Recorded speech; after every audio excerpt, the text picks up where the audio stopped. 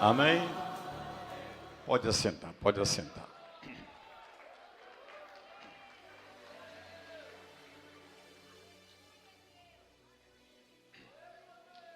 Meus irmãos, o que é que esses pastores, esses pregadores iriam pregar hoje? Eles vão pregar através de mim. Levanta a mão assim: as minhas palavras têm poder. O diabo ouvir, vamos lá. Para gravar na sua mente. Eu vou ser bem didático aqui, para entrar no seu coração. Coloca aí o primeiro banner, coloca aí. Olha Salomão pregando, Salomão agora. Provérbios 18, 21. A morte e a vida estão no poder das palavras que saem da minha boca. Repete aí, vamos lá.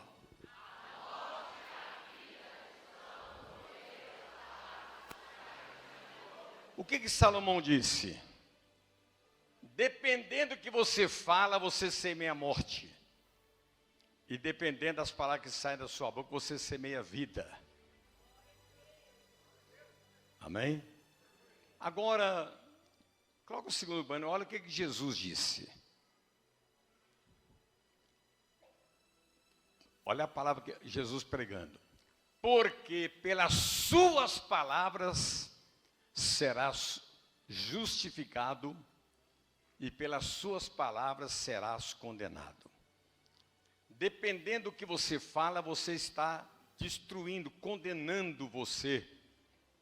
E dependendo do que você fala, você é absolvido.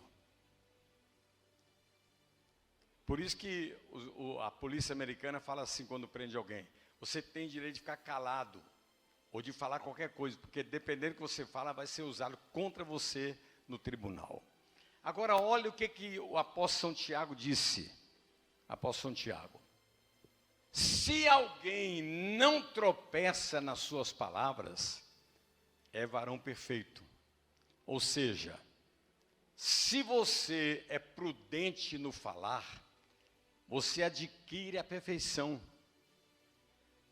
Mas se você não tem controle das palavras que saem da sua boca, você vive tropeçando, destruindo a sua imagem, né?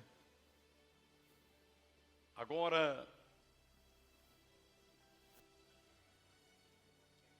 olha o número 4. Agora quem vai pregar é um soldado do exército romano. Senhor, centurião de Cafarnaum, Senhor, diga uma palavra e o meu servo será curado. O centurião de Cafarnaum saiu de casa, deixou o seu empregado entre a vida e a morte. E o centurião de Cafarnaum foi lá procurar Jesus e disse assim: Jesus, o meu servo está entre a vida e a morte, e eu vim aqui para o Senhor curá-lo.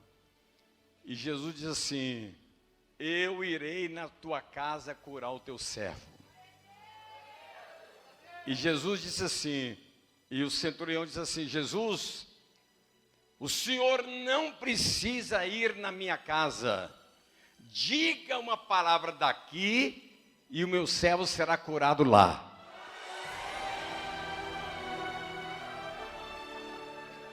Porque, Jesus, as suas palavras têm poder. E Jesus diz assim: centurião, por que você está dizendo que as minhas palavras têm poder? Ele falou assim: sabe por quê, Jesus? Porque as minhas palavras têm poder. Eu tenho autoridade sobre 100 soldados romanos. Quando eu digo aos soldados: soldados vão, eles vão. Soldados vêm, eles vêm. Por quê? Porque atrás das minhas palavras está o poder de César, o poder do Império Romano. Então, quando eu digo, é César que está dizendo. Quando eu digo uma palavra, é o Império Romano que está dizendo. Então eu digo: vão, eles vão. Vêm, eles vêm. E quando o Senhor fala, o Deus vivo está por trás das suas palavras. diga uma palavra e o meu servo será curado. E Jesus disse, pode ir.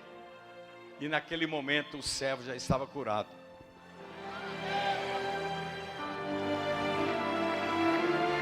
Diga para o seu irmão assim, diga uma palavra, meu irmão, porque Deus está por trás das suas palavras.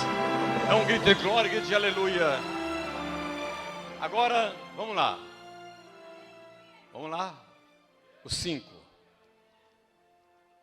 O mistério dos 7 dias da semana. Então, olha bem. Segunda, olha aqui pro meu rosto. Terça, quarta, quinta, sexta, sábado e domingo. Espera aí. Segunda e terça você observa. Quarta e quinta você escuta o mais que você puder. Sexta e sábado você discerne o que é de Deus e o que é do diabo. E domingo você vem para a madrugada de Jó, da glória a Deus.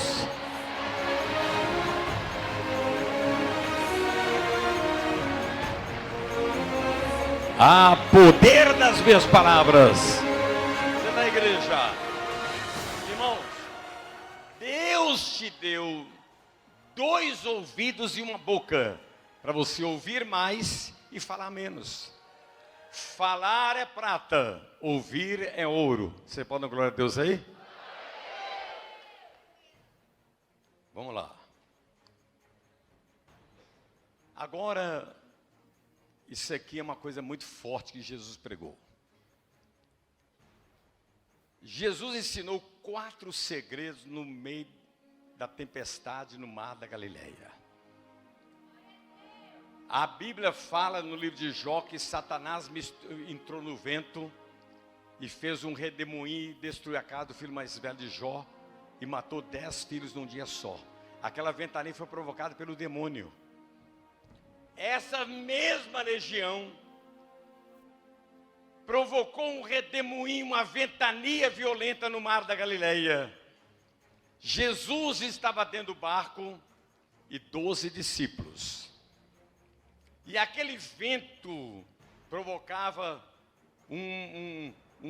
uma força maligna no mar e jogava o barco para a direita, jogava o barco para a esquerda, jogava o barco e água entrando no barco. E olha o mistério. No meio de toda essa turbulência, Jesus dormia profundamente no barco. Primeira coisa que Jesus ensinou, no meio da provação, você pode dormir tranquilo, porque se ele está no barco, o barco não vai afundar. Então olha bem, presta atenção. Então a primeira coisa que ele ensinou é esta: em paz me deito, não importa o que está acontecendo, não importa a tragédia que eu estou enfrentando, em paz me deito e logo pego no sono, porque somente tu, Senhor, me faz repousar tranquilamente.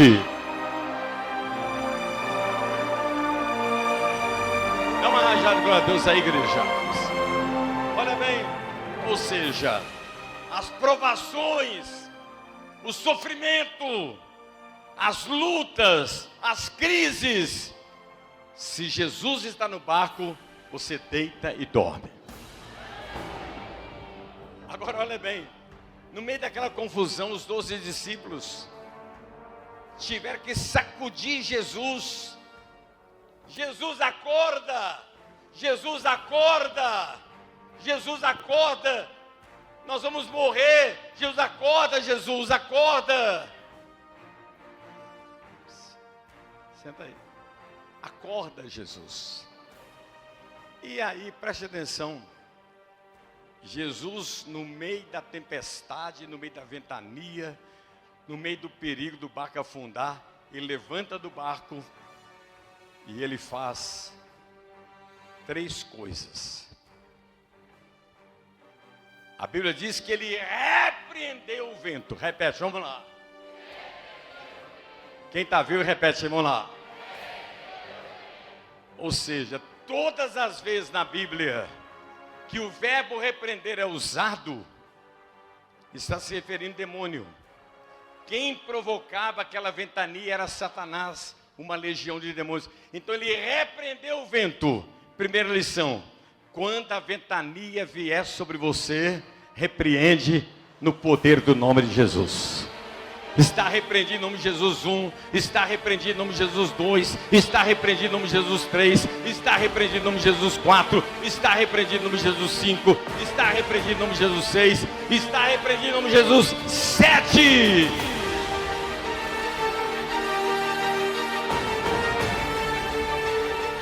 Agora, preste atenção, escuta com atenção. A primeira coisa que ele faz é repreender o vento. É o quê? E a segunda coisa ele fala assim: mar. Diga assim: eu sou o mar.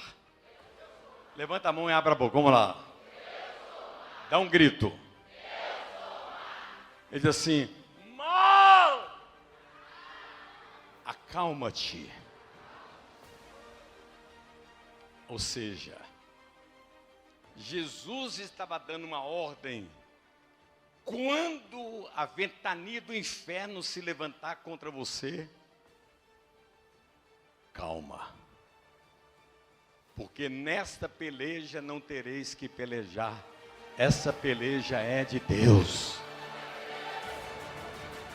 Então diga para o seu irmão assim: está sofrendo, meu irmão? Calma. Não, dá um grito para ele: está sofrendo, meu irmão? Calma! Acalma o meu coração.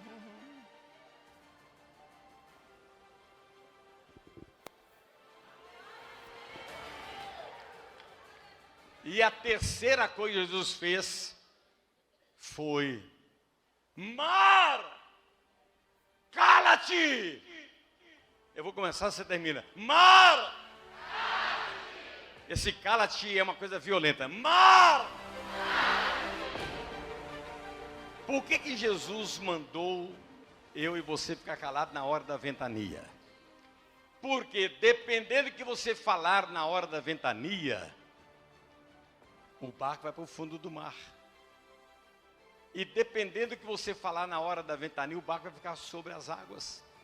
Mas Jesus, para não correr risco de te perder, ele disse: cala-te.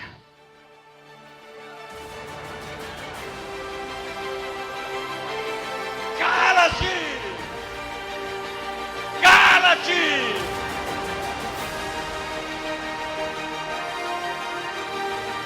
Você é da igreja.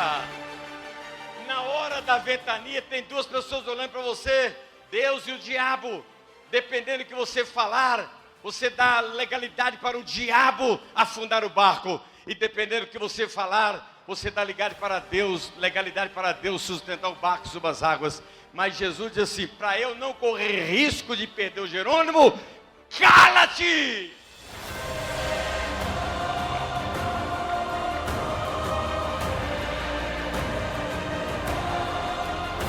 Cala-te, cala-te! Agora diga para o seu irmão assim: silêncio. Não, diga para ele assim: acalma-te e cala-te. Não, olha para ele, fala lá: acalma-te e cala-te. Amém? Vamos caminhar um pouquinho mais.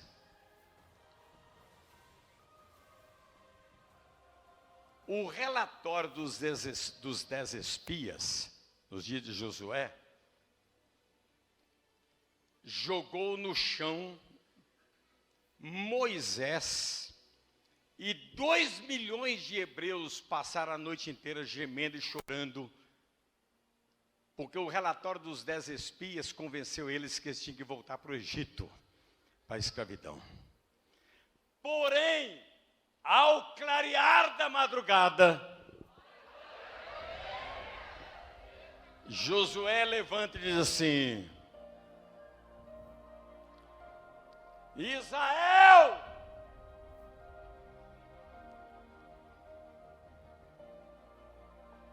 Israel, nós vamos devorar o inimigo como pão na nossa boca.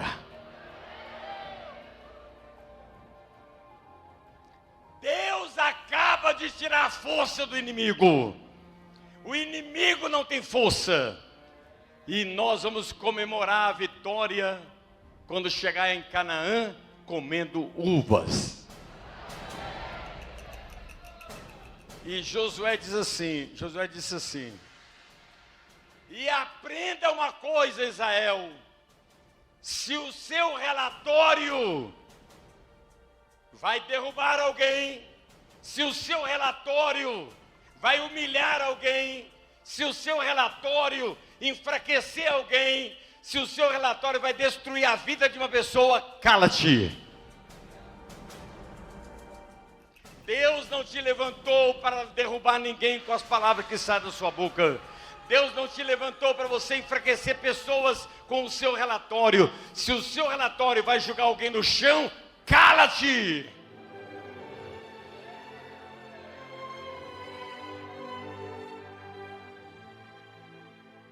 Nós vamos fazer um ato para dizer assim: se o meu relatório vai destruir alguém, você levanta, cala-te. Igreja viva. Igreja viva. Se o meu relatório vai destruir alguém, outra vez, senta aí, vamos lá. Eu quero toda a igreja. Se o meu relatório vai destruir alguém, cala-te. Cala-te. Cala-te. Abre essa boca e dá um grito de glória.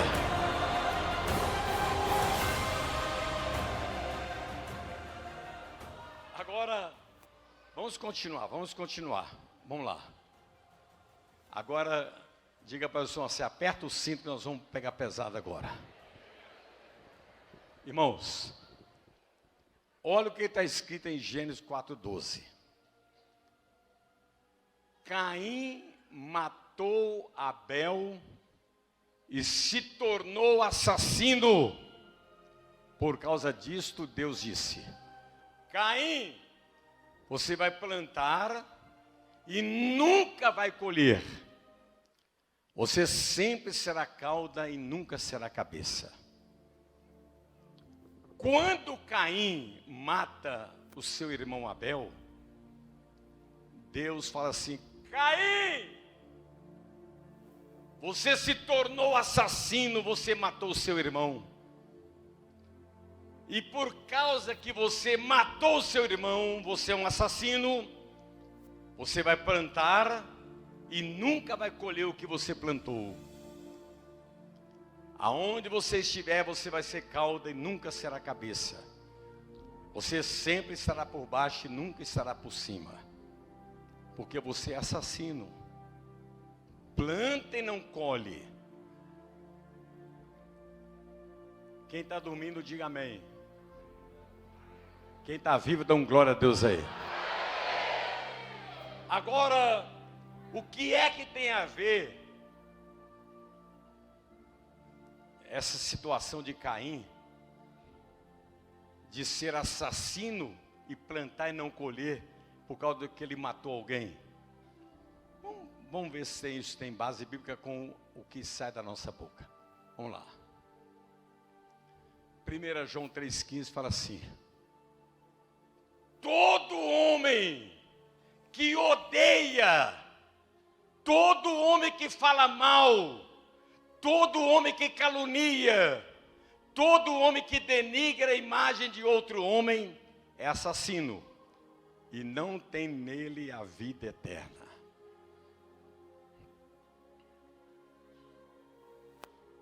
Está preparado para ouvir isso aí? Vou repetir. Olha 1 João 3,15. Está escrito assim: todo homem que odeia, todo homem que fala mal, todo homem que difama, todo homem que calunia, todo homem que denigra a imagem de outro homem, é assassino, e nele não tem a vida eterna. Então, quando você tem a profissão de falar mal das pessoas, de denegrir a imagem das pessoas, de difamar pessoas, no mundo espiritual você está na mesma posição de assassino. Aí você vai entender que você está na igreja toda semana e planta e não colhe. E você é sempre cauda, nunca é cabeça. Porque quem denigre a imagem de alguém, mesmo que a pessoa mereça, a Bíblia diz que Satanás, ele é caluniador. E quando você calunia uma pessoa, ela merecendo ou não, você é um empregado de Satanás. E você está na mesma posição de assassino. Por que eu planto e não colho nunca? Por que eu sou sempre cauda, nunca sou cabeça? Porque a sua língua não deixa você ser abençoado. A sua língua te transforma num assassino.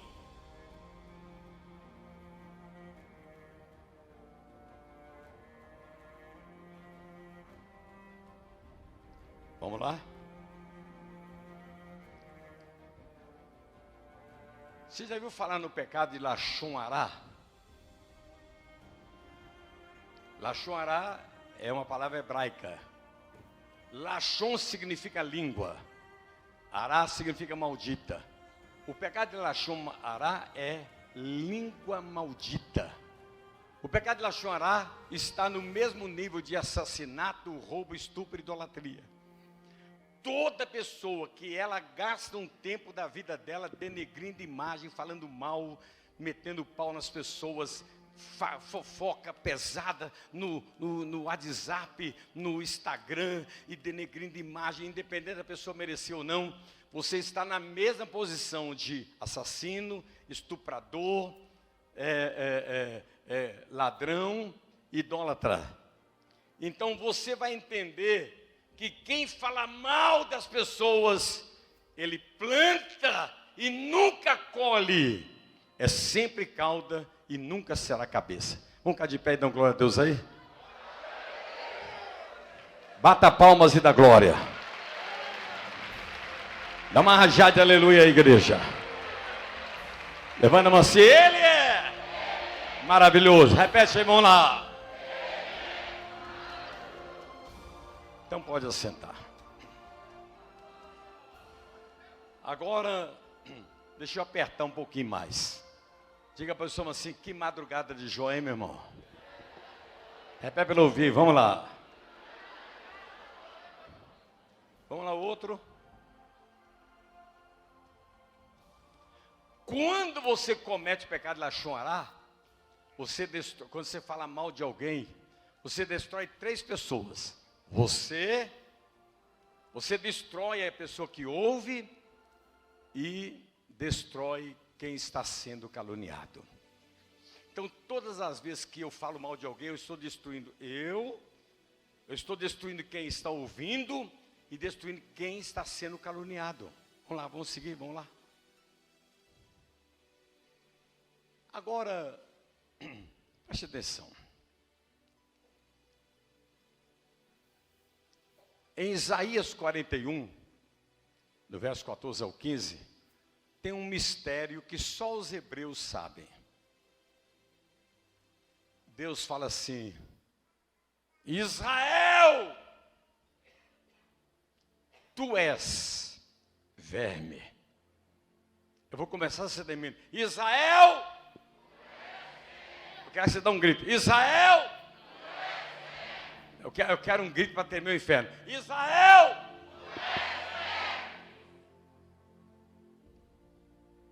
Agora, Israel é o povo de Deus, são os filhos de Deus, é a nação eleita. Agora, como Deus chama os seus filhos de verme? Você acha, por exemplo, que eu tenho coragem de chamar a Sara de verme? Sara, você é verme! Verme é aquele bichinho nojento. Você põe uma carne, a carne está podre e está cheio de bichinho comendo a carne, aquele bichinho nojento. Como é que pode Deus chamar Israel de verme? Por que Deus disse: Israel, tu és verme? Israel, tu és verme! Normalmente você lê isso e diz assim: eu nem quero ler isso outra vez, porque eu não sou verme. Diga assim: eu não sou verme. você repreende. Mas quando um hebreu lê isso na Bíblia, ele fala assim: eu recebo essa palavra do meu Deus. Por que que Deus chama Israel de verme? Por que que Deus chama Israel de verme? Por que que Deus chama Israel de verme? Sabe por quê? Porque o poder do verme está na boca dele. O verme, ele com aquela boquinha, ele entra no cedro do Líbano, que é a madeira mais dura que existe, e ele com aquela boquinha, ele vai e derruba o cedro do Líbano. O verme, com aquela boquinha, ele destrói, ele derruba uma floresta, ele destrói uma montanha. Então, quando Deus diz: Israel, tu és verme, olha o que diz o versículo seguinte. Ele diz assim: tu és verme, eis que eu farei de ti, Israel, um trilho cortante e novo, armado de lâminas duplas. Os montes trilharás e moerás, e os outeiros serão reduzidos a palha. Deus falou assim: Israel, há poder nas palavras que saem da sua boca.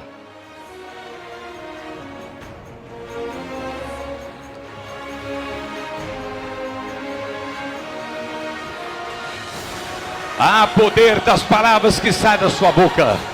As suas palavras têm poder, Israel. Senta a igreja. O que Deus estava dizendo?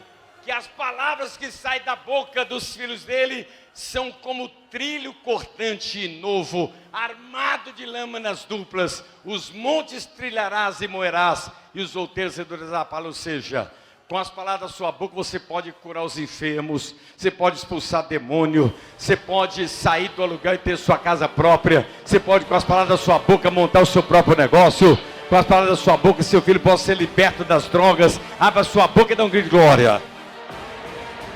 Com as palavras que saem da sua boca, você abre o mar vermelho, você derruba as muralhas de Jericó, você faz os leões calarem na cova. Você, com as palavras da sua boca, você esfria o fogo. Com as palavras da sua boca, você ressuscita os mortos, cura os enfermos, expulsa os demônios. Então Deus disse: Israel, assim como o verme tem poder na sua boca, vocês têm também poder na sua boca.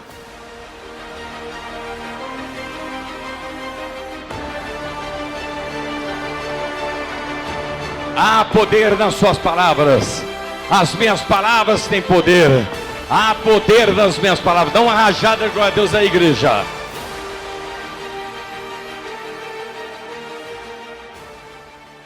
Senta aí, igreja, senta aí. Agora,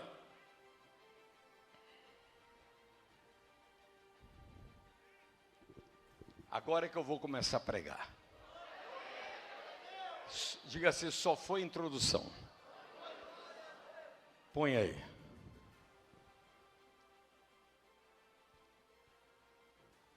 Olha o que Jesus disse em Mateus 18, 20.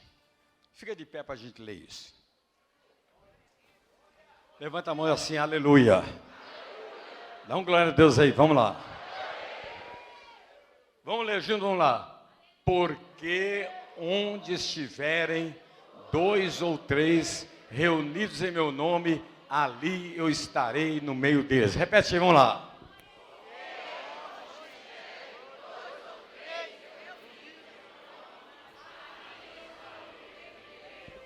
Agora vem cá, 12 discípulos. Senta aqui, virado para lá. Pode assentar. 12. Pode vir cá.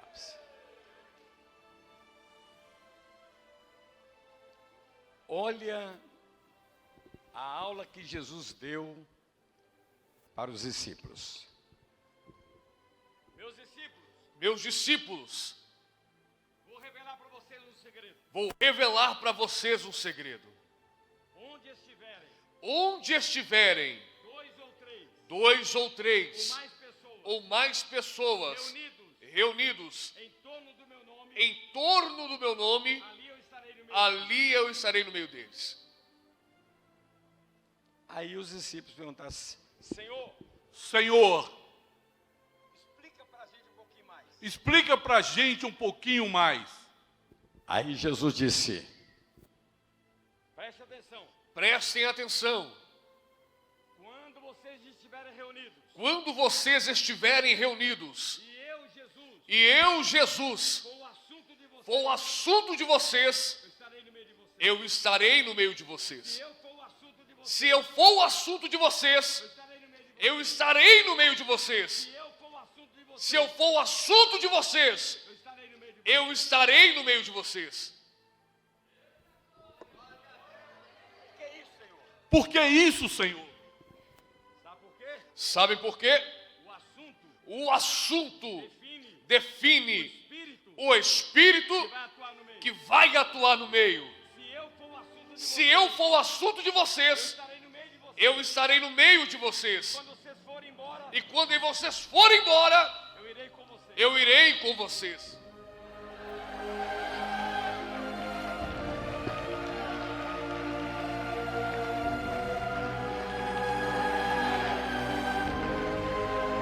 O assunto define o Espírito que vai atuar no meio. Jesus disse: se eu, Jesus, for o assunto de vocês, eu estarei no meio de vocês. E quando vocês forem embora, eu irei com cada um de vocês.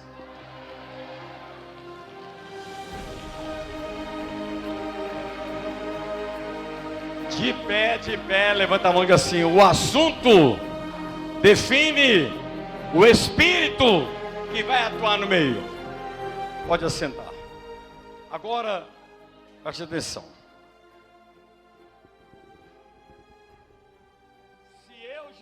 Se eu, Jesus, não for o assunto de vocês, não for o assunto de vocês, eu nunca estarei no meio de eu vocês. nunca estarei no meio de vocês.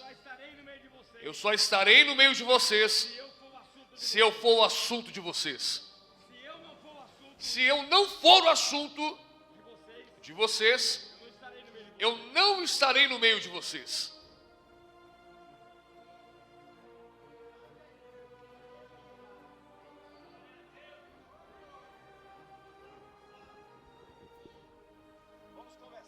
Vamos conversar sobre pornografia, sobre pornografia,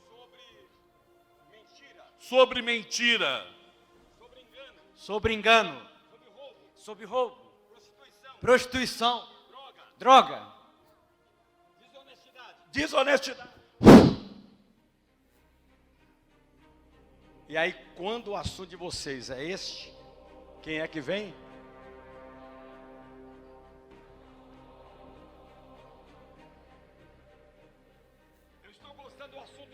eu estou gostando do assunto de vocês. Este assunto faz com que eu habite no meio de vocês. Não mude de assunto. Continue conversando essas coisas.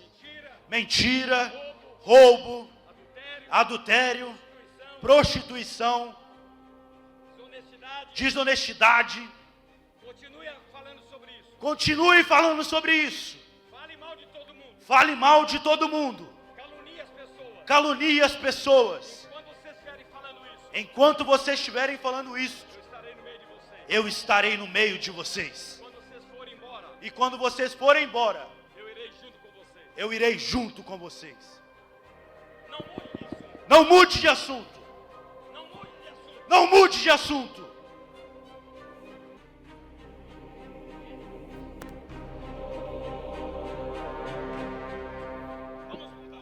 Vamos mudar o assunto. Jesus é maravilhoso. Ô, diabo, vem cá. Fica aqui. Vamos mudar de assunto. Vamos mudar de assunto. Jesus é maravilhoso. Jesus é maravilhoso. Então, Deus te trouxe aqui para você mudar de assunto. Deus trouxe aqui para você mudar de assunto.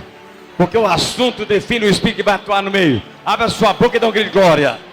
Fica de pé se você está entendendo o que Deus está te falando hoje. O assunto define o Espírito que vai atuar no meio. Abra a sua boca e dá glória a Deus.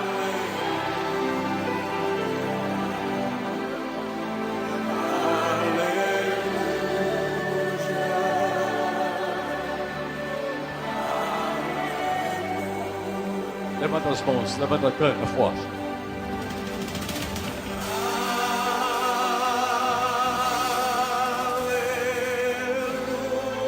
Mais forte, forte.